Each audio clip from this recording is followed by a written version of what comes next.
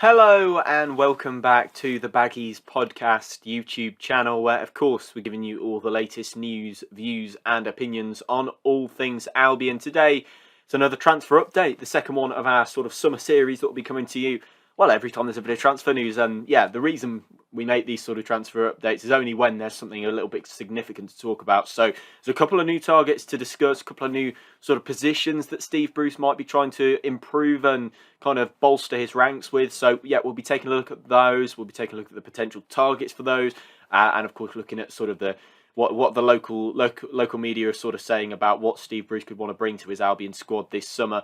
Yeah, these sorts of updates will be coming along every time there's a significant bit of transfer news, bit of a development. So yeah, make sure you stick around for that. Subscribe if you're new. Yeah, if you want more transfer updates like You're watching the Baggies Podcast YouTube channel. For match previews, match day vlogs, match reactions and more, make sure to subscribe to the Baggies Podcast YouTube channel. So let's get started with this summer transfer update, and I suppose we'll start in what's sort of been discovered to be Steve Bruce's kind of new right back sort of push. We're looking for Steve Bruce seems to be looking for some sort of fullback to challenge Darnell Furlong in the right fullback area. Yeah, I think it's an interesting decision. It's certainly not an area that I'd imagine is first port of call. For me, that's definitely centre midfield. And the creative midfield in particular, I suppose we have got John Swift, who's going to be the sort of marquee signing of the summer, I'd imagine, especially in that zone. But I do think there's a little bit more need for some more progressive midfielders, maybe ones that might sit a little deeper than Swift. Not saying that Swift is a bad signing, of course, but if you want to hear a bit more about John Swift, make sure to go and watch our latest video before this one, which was talking with Adam from the Tilehurst End, which is a Reading website, all about John Swift. So make sure you go and check that out. And I'm not discrediting John Swift as a signing at all, but I think there is a little bit more room for improvement in that midfield if we can. However, right back seems to be Steve Bruce's next port of call, really, the one that he next wants to make. He has said multiple times that he wants to make 5 or 6 signings this summer. Yeah, of course, he landed his key target with John Swift, and of course, holding talks with Jed Wallace, which is another thing that's developed him. We could potentially see him join Albion before the kind of end of the season. Well, before the end of his contract, I meant. So yeah, I think that has to be the number one priority for him.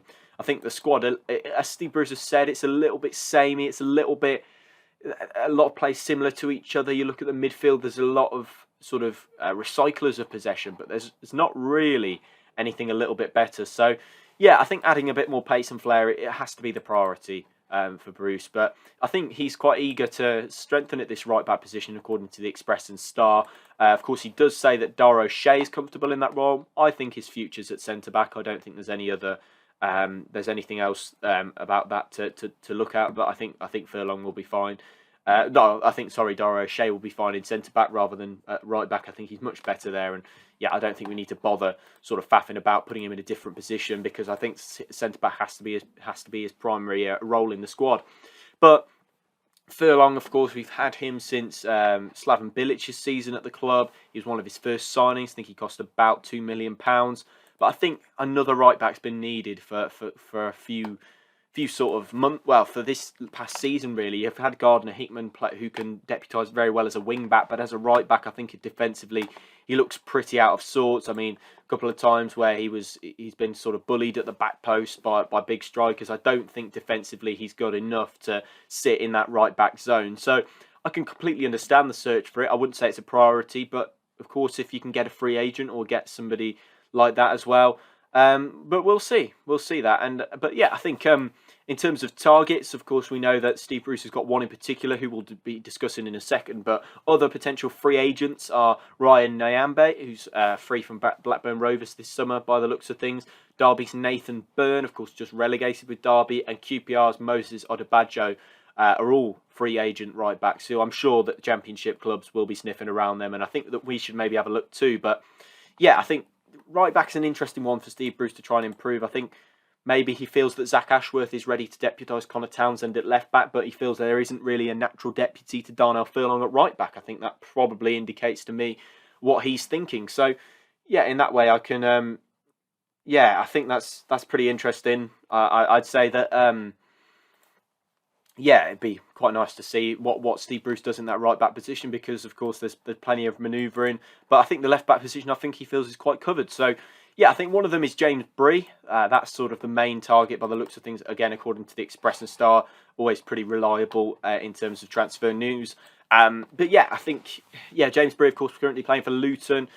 Could leave Luton as a free agent this summer by the looks of things, but there are rumours as well that his contract has been extended for another couple of seasons. So yeah, we're not 100% sure on that one. But last week, we knew that he, of course, was in the right market for a right back. But James Bree is the one that we're kind of considering. He's 24 years old, but he's also capable of playing at left back. He's also able to switch sides, so maybe Bruce kind of feels that he could play both of those roles if needed. But yeah, I think, well, he's formerly of Villa as well. I think he was academy prospect at Villa.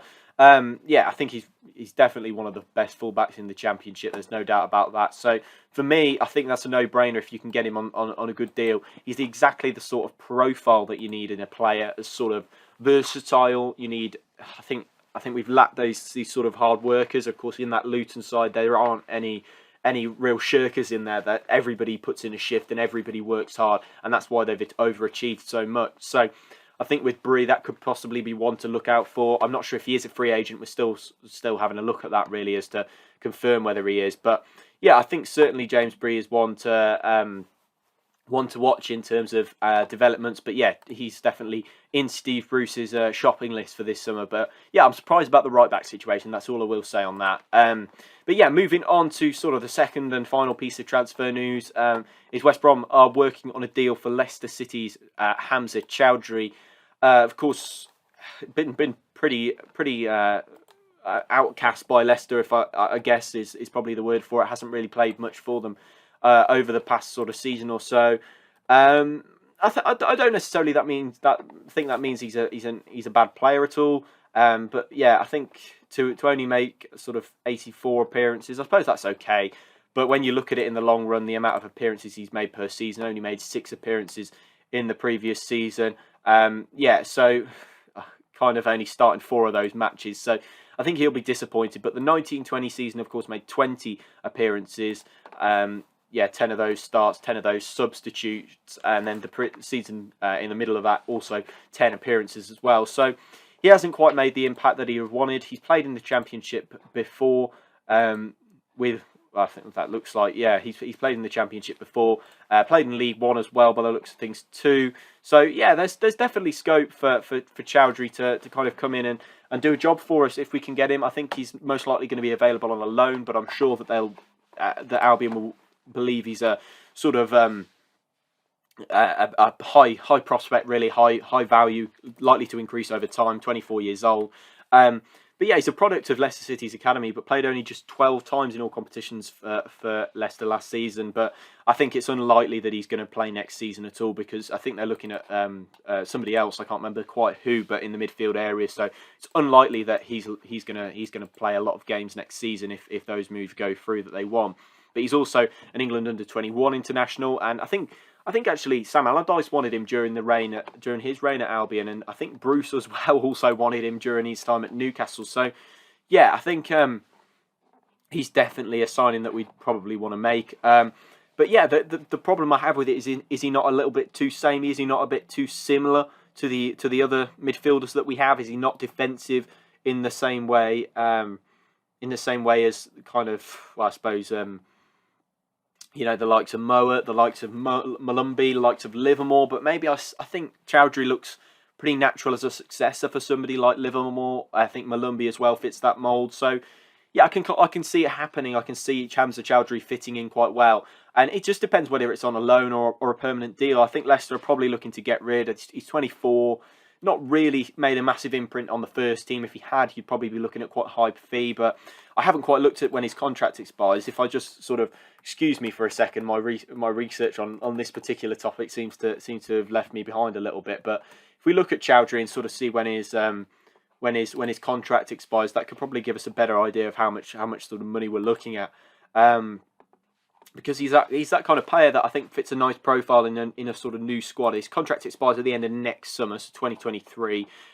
His market value is about 5 million, but I can imagine as the contract ticks down, he'll probably be looking to get out for even cheaper than that. So yeah, Perhaps Hamza Choudhury. I think he'd be a very good option, but I'm just concerned with the overload of similar midfielders in that area. But undoubtedly for quality, he'd probably come in and be the best midfielder there. But we'll see about that, and we'll see what happens with that and developments on that. But make sure you stick around on the Baggies Podcast YouTube channel for that. But yeah, those are two key areas that Albion have looked to strengthen. The midfield area seems to be one that they're really looking for, and also surprisingly the right back. Drop your comments down below. Would you like to see either of these signings brought in over the summer window?